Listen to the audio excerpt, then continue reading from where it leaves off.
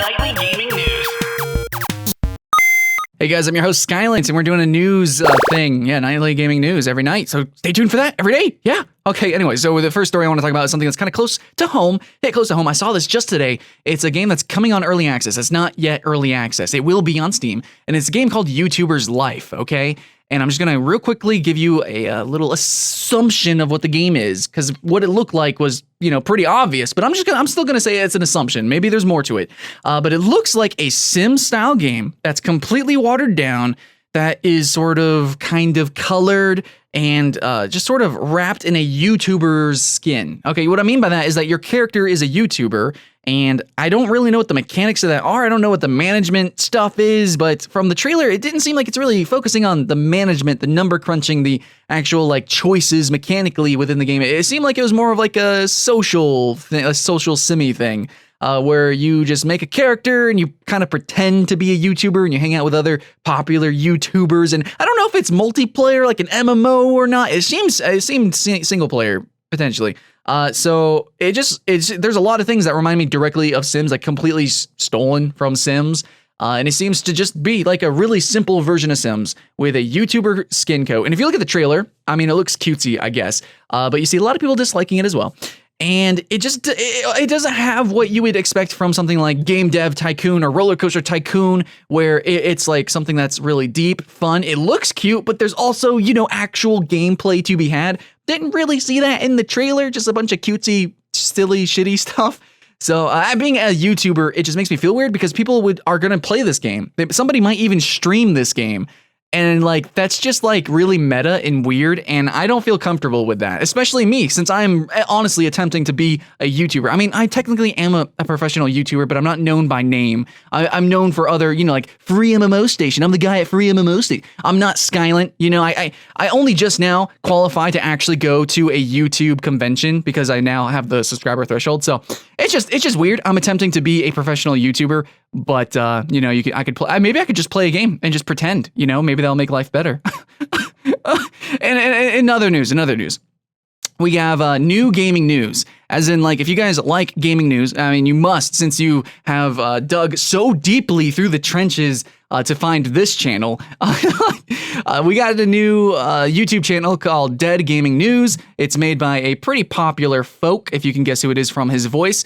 He actually has a couple other popular series. Anyways, so this series, this new channel, is focusing on dead games. So I'm assuming it's going to be dying games, potentially dead games, like games that aren't technically canceled, but maybe potentially have lower populations. It seems to be focusing on multiplayer games, MMO games, stuff like that are basically canceled, or what have you. So his most recent video is a Nosgoth video, because that just recently got canceled. I think it's really good. I actually had that idea, and I feel really salty that instantaneously he makes a news thing and he's more popular than me because he's freaking awesome. So hey, that's whatever guys. Anyways, another gaming news site that just came up is actually really cool. It's very Reddit styled and inspired. It's called GameFice. GameFice.com. Check it out. Seems pretty legitimate. We'll see how it develops. I think, if you just want new gaming news that's really simplified and with some really quick bullet points, you don't have to sift through the sand of what is Reddit and other forums, then yeah, you might like GameFice. So there's my competition. Doesn't really matter. Honestly, I'm not even in the race. So let's talk about some actual gaming news. Titanfall 2 launches in October of this year. You guys honestly already knew that. Okay, so this is why I kind of suck. That's why nobody watches me. But anyways, so I just wanted to give my thoughts on Titanfall 2 and what happened with Titanfall. So Titanfall, it was a good game. And I think a lot of people would say it was amazing, and it was probably the best at what it did, some of the things that it did, like parkour. It was the best. Period. In any free to play or non-free to play, buy to play, MMO, whatever, any first person shooter, the parkour system was amazing. It felt great. Even playing something like Overwatch, which has characters completely focused on mobility and, they have no boundaries with that game, still, Titanfall was freaking epic. Now, I will admit that some of the mechanics were kind of it didn't really make sense. Why couldn't I run on the same wall twice? Why could I only hold on to a wall for a certain amount of time? It was still an arcade shooter, but it was really, really good. Okay, it just felt really good. Other games like Call of Duty have even more arcade rules that don't make sense. Even the new Call of Duties that are kind of copying Titanfall, they just simply don't do a good enough job, and it doesn't do enough to kind of explain why you can or can't do something. Like, at least in Titanfall, maybe you could explain that. It's like, well, it's momentum. They can't do it because of the momentum. I don't know, man. In Call of Duty, it's like, why can't I run more than 5 steps? I just don't fucking understand. Okay, so Titanfall was pretty legit with its parkour system, with the robots. Like, as a cinematic experience, it was fucking amazing, except the fact that its single player was not cinematic in the least. It was multiplayer. I really hope, well, they will have a campaign. It's probably going to be decent. The multiplayer campaign was pretty cool too. If that was like its own standalone game mode, I think that would do well. But yeah, it really needed, like, even if it was super short, just some sort of standalone campaign, because Titanfall has mechanics that make it really fun. Also, this is really the nail in the coffin, okay? It's okay for a game not to have a campaign. It really is. But there's such a limitation on game modes.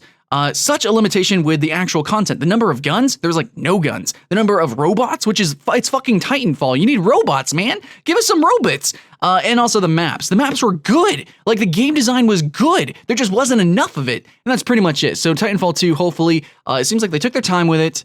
They need to actually come out, day one with a ton of content, and then after that continue to support it, because the support from number 1 just wasn't really there. Hopefully it's going to get that love and support from the community as well. Please rally behind it, but don't buy it day one. You read reviews, because it's still iffy. First one, you know how it fell off on PC, dude. Fuck, I can't even find a game on PC. But yeah, maybe number 2, it might do well, but don't just fall in love with it before it even comes out. Though I might. Hype train, I don't know, maybe. Conflicted feelings. Let's talk about a new game. Civilization 6, okay guys, has just been teased. You can see the teaser trailer. You can also click the link in the description for the Rock, Paper, Shotgun article, which kind of goes over some details, but I'm just gonna give you my vague impressions of the teaser. I thought the teaser itself was unimpressive, just kind of looked like some like college student made some random history project thing, slideshow, Windows Movie Maker, yeah. Anyways, it just wasn't that cool, and I'm pretty sure that song they use is royalty free or something. Like, I hear it a lot in like maybe Vines. I don't know. I hear that song a lot in like pseudo inspirational stuff. So that's kind of what it was going for. And all in all, I did not get chills. It just didn't seem very impressive. There was no gameplay whatsoever to be had. But my thoughts on Civilization as a franchise, I feel like it could go back, if it went back to its roots, it could go back to its roots. And if it did so and then expanded from there, like kind of, just like started rewriting the book from where it once was great, because the last 2 games were like, I mean, at least the last game was iffy, right? So if they go back to their roots and then start from scratch, I think it could be really, really, really good. Now, for those who don't know what Civilization is, it's a 4X game. For those who don't know what a 4X game is, I don't have enough time to explain it to you. Just know it's like you make a civilization, and it's literally like what the series is called. You make a civilization, and then you either conquer in multiple different ways. You can like literally create armies and fight other people, or you can use diplomacy. You can do other things, man. You can build fucking like giant pyramids and shit. You can do things, man, to influence the world around you, and then win the game. But it's the journey that gets there that's fun, and the journey is really fucking long, and the sessions can last hours, sometimes even days, like literally like hundreds of turns, man. It's quite an endeavor whenever you play Civilization, but I would say, even though 4Xs take so much time and commitment to get into, Civilization is probably one of the easiest to get into, aside from Endless Legend. My personal favorite is Endless Legend, so I will suggest that again, but I think Civilization 6, I might give it a look again. Okay, in other news, Gigantic gets a new partner with Perfect World. Wow. So Gigantic is pretty close to my heart. You don't see any content on my channel of it because it's so awkward recording with, the UWP, the Windows Store games. But I do like Gigantic. I even applied for a job over at Gigantic. No, I didn't get it because I suck. That's a recurring theme here, guys. So Gigantic's new partner with Perfect World is going to roll out some good things, such as you can play it on Windows 7, 8, 9, and 10. I just said 9. Anyways, you can play it on other fucking 9.5, Windows 12, man. You can play it on all sorts of different platforms now. Maybe, I don't know if we're going to get a Mac one, but whatever. It's not exclusive to Xbox One and Windows 10 64-bit anymore, but you do still need 64-bit, I believe. However, this could be some bad news because Gigantic, being with Perfect World, means that it's with Perfect World. And if you've ever played a Perfect World game, you understand that they do some shady shit and they don't really publish their game. I mean, like, they don't really advertise. They don't really set up tournaments or like events.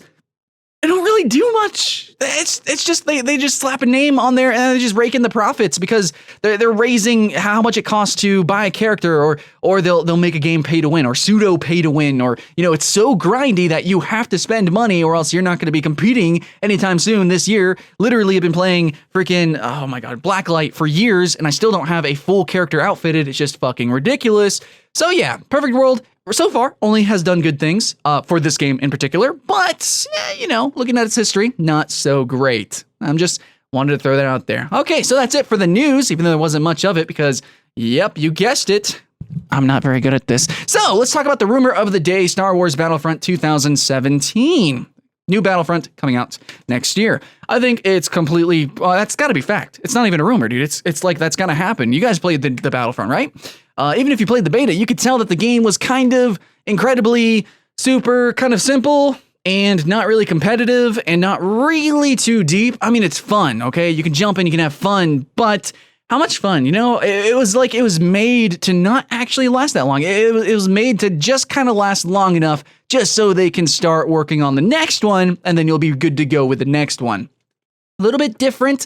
Or actually, you know what? Maybe it's the same as Call of Duty's, except this one, I don't know if it's going to really do as much that is different compared to Call of Duty's. So the different Call of Duties, right? They have different skins. They have some slightly varying different mechanics, and some people like that it stays the same kind of, and some people hate that it changes even a little. So how are people going to react with the new Battlefront? Are they going to add a one new game mode that's completely different? Are they going to change the entire formula, but then not really, actually do something super big? I don't even know what I'm just saying vague ramblings of things. I don't know. There's so many things they could do with the game that I think a lot of people would like and also hate at the same time. So they just need to kind of pander to the general audience, which is actually what they did last time, and they succeeded. So I think that this next time they're going to do the same thing. Probably. They probably could add in one super big game-changing game mode, like a fucking campaign, or not. They probably won't. Maybe they'll just make small changes everywhere else, and then the hardcore people that still play Battlefront will hate the game because they changed the core features just slightly. In my personal opinion, I think they need a bunch of different big game modes to kind of highlight that it's a new game, that it's a whole new experience. Actually, just like a whole fucking overhaul, I think would be what would get me to buy it. Because if it's anything less, even if it's a good game, because the last one wasn't a bad game, if it's anything less than a complete overhaul, I'm not buying it. Anyway, so here was yesterday's question of the day.